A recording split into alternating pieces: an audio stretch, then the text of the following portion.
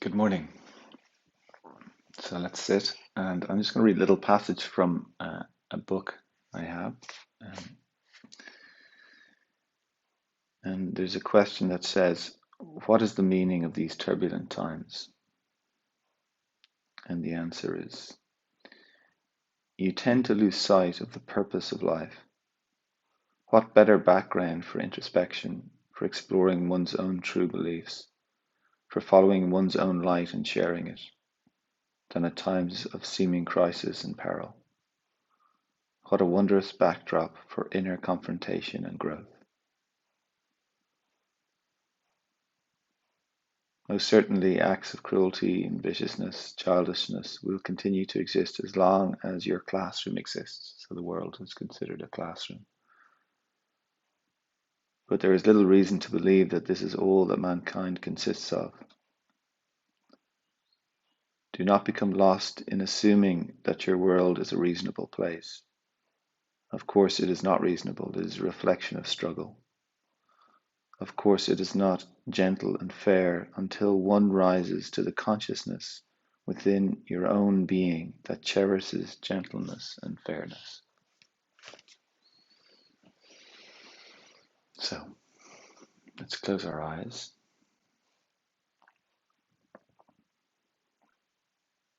Settle ourselves where we are. Just feel the foundation, feel your hips, what you're sitting on. Take a few deeper breaths, explore the length of your upper body. Rib cage buoyant. And then begin to relax into this position. The idea of almost softening onto the fullness.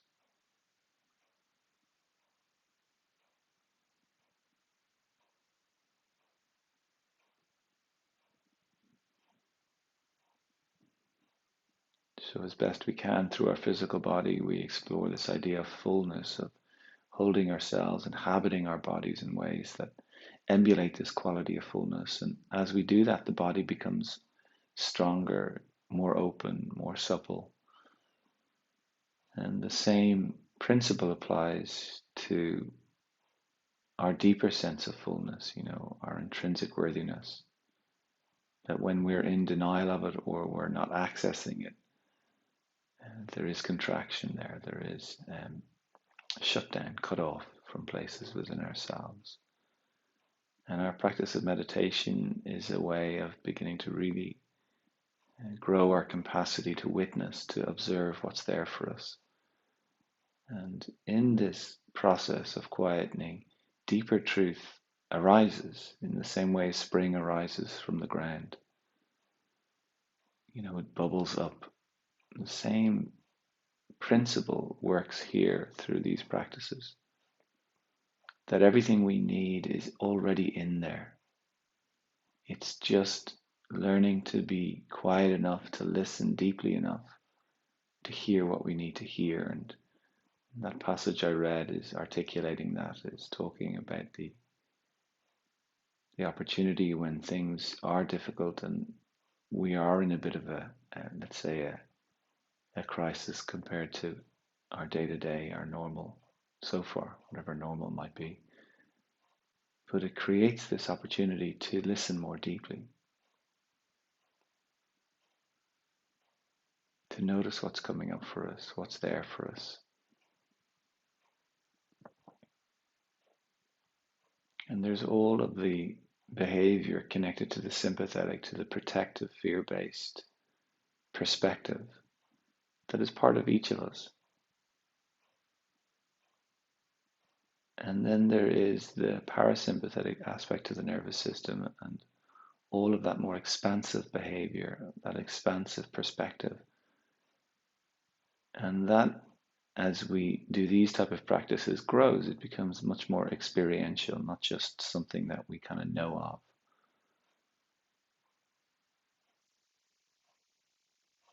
But we begin to align more and more fully to those higher frequencies within us: gentleness, fairness, compassion, kindness.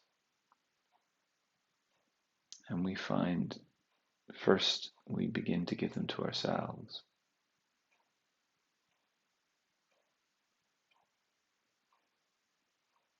as we're learning to really honor ourselves. And this practice is absolutely a practice of self-care, self-love, to take these moments and sit and be still. And they absolutely awaken us to those deeper places within ourselves. And yet the tendency as we begin in particular is that the first part of the practice is usually the most difficult, even as we sit down and we're bringing in some distraction with us and whatever might be going on for us this morning. It's not easy to begin a practice, to begin to attune to quietness when noisiness is our default.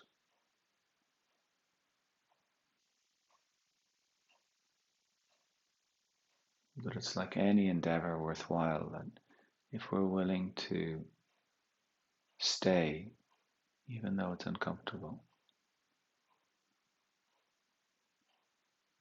Now, it's not about staying if it's painful.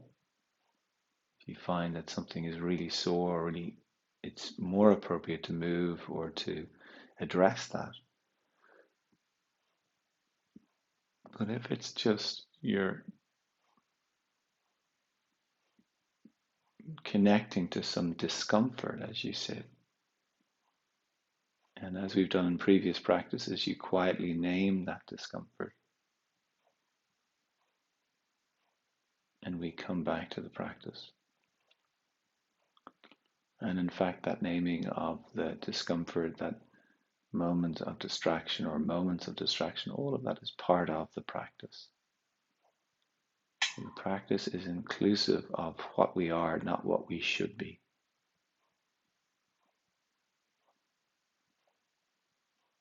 What we are in this moment, how we are. And in terms of those more challenging aspects of our nature, those sympathetic nervous system, protective, fear-based, really the way to work with them most skillfully is to honor them.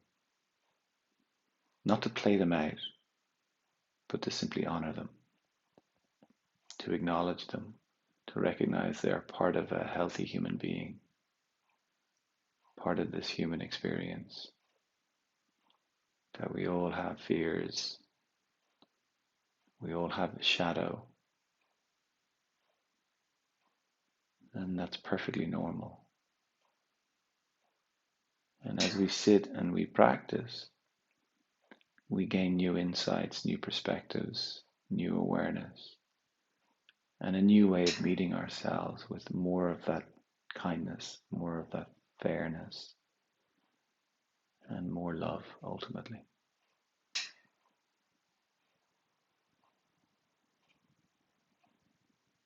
Okay, so let's bring our attention to our breath.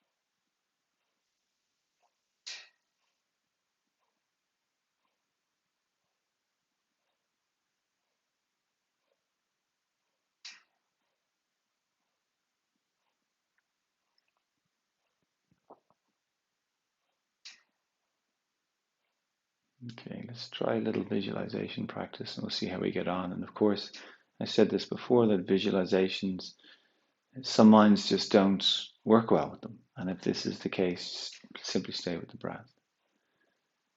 We're going to bring the attention to the pineal gland, which is, what we sometimes refer to as the third eye. So behind the eyes, if you're going to the center of the skull behind the eyes, There is a gland there. And you just bring your attention to that space.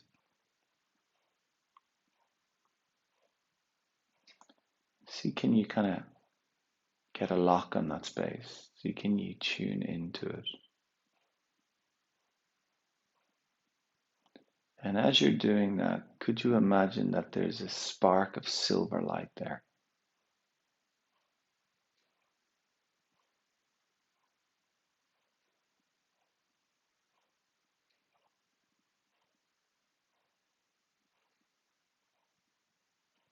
Spark of silver light flickering in that space.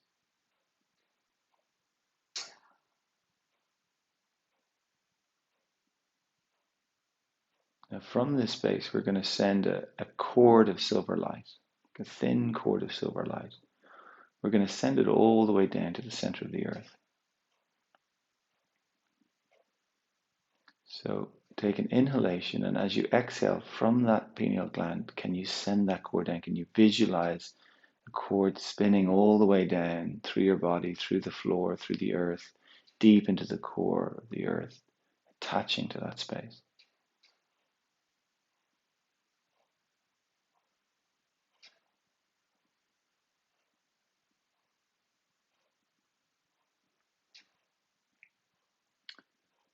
And then from that point, from the pineal gland, we're going to send another cord upward into space, trusting it goes to where it needs to go to.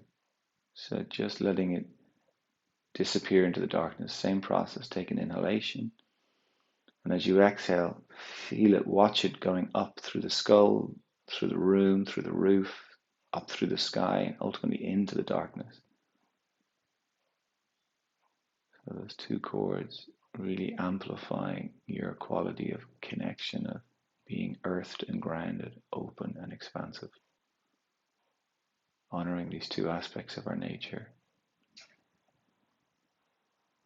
the animal, human, and the divine, that are woven through us. Just feel now. Notice.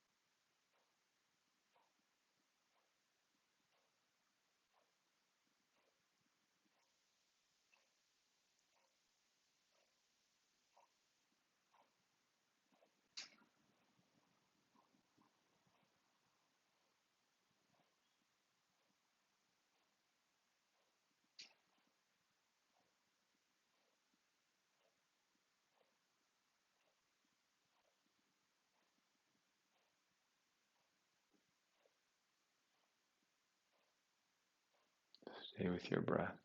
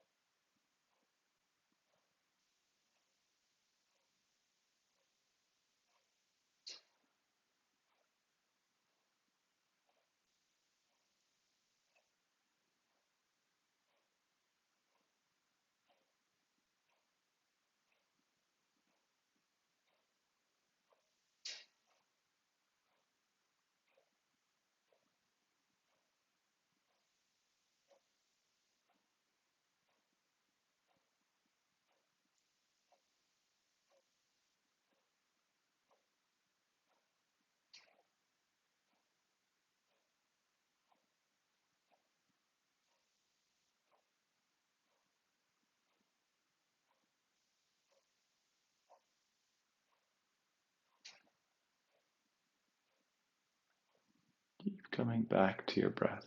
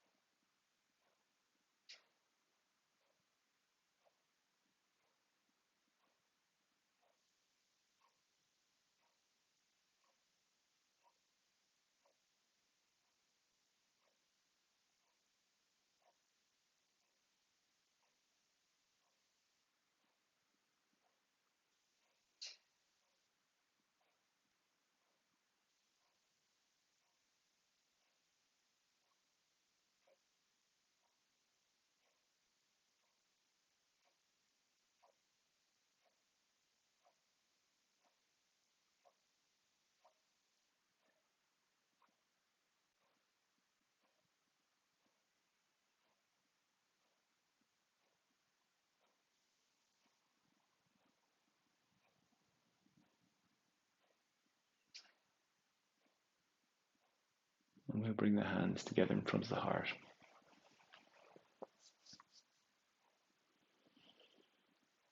Our practice is bringing us to the space of the heart, the space of the deeper wisdom that resides within us, the seat of wisdom.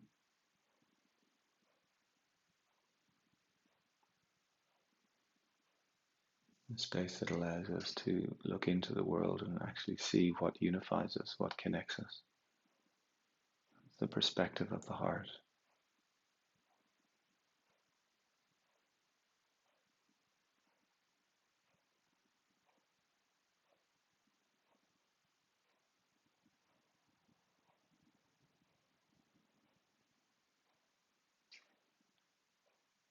So to our journey toward this space within ourselves,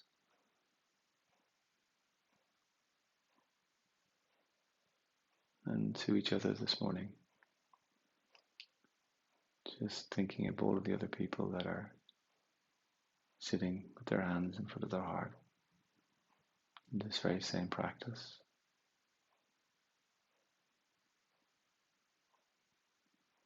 And when we come together in these ways,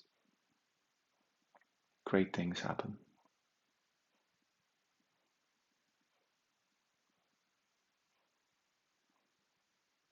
It's such a beautiful idea that we're all out there doing these practices and really taking responsibility for what it is to be a human being and mining this gold that is within us. Not only to make our own lives a richer experience, but to make life a richer experience. That each one of us that takes responsibility and does this work is part of the way in which our entire society, our entire race evolves. That the most powerful and important journey any of us can take is from our head to our heart. And ultimately, it's that journey that will create more of that fairness, that kindness that we wish to see in the world. So from ourselves to each other, we bow.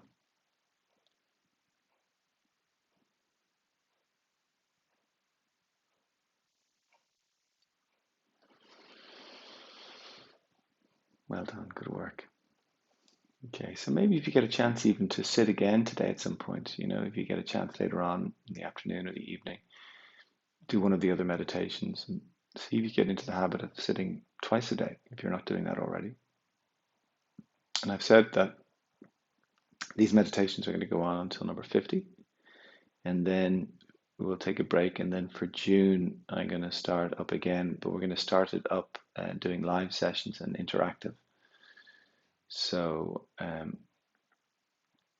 it's to bring it a little deeper for us for the month of June, for those who wish to subscribe. And I said as well, of course, there will be scholarships for those who are struggling a little financially. And then on Saturday, there's a workshop, and we're going to go kind of into the nervous system a little bit more. This idea of the the fear-based aspect of the nervous system and the freedom-based aspect of the nervous system, and working with that through movement and meditation and inquiry. So I wish you a wonderful day, and I'll see you tomorrow.